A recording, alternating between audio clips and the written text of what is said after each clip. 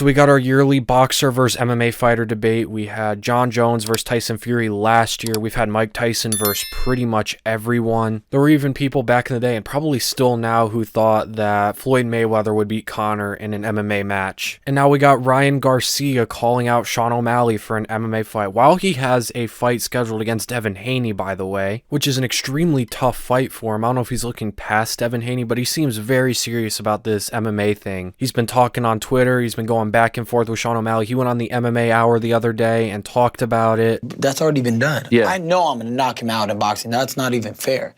What is fair is to test myself in MMA, because I know if I put my mind to it and I trained every day and I had Nate helping me, he will not beat me. I will come with everything I have and I would destroy Sean O'Malley.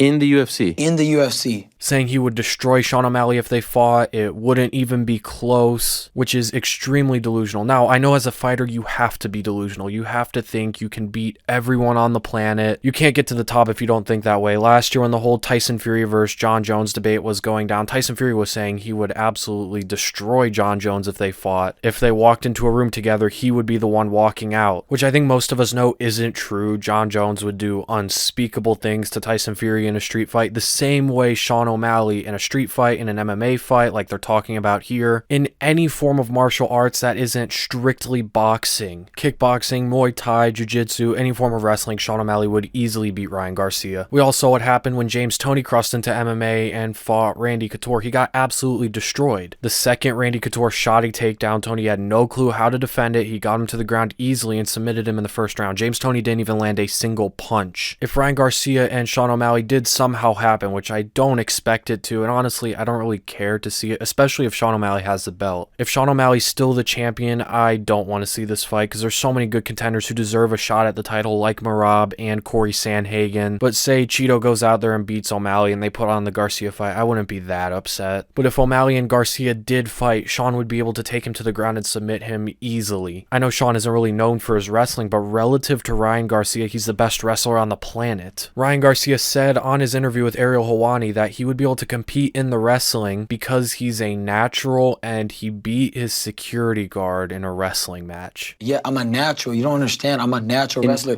I just beat my security that's a wrestler. I beat him.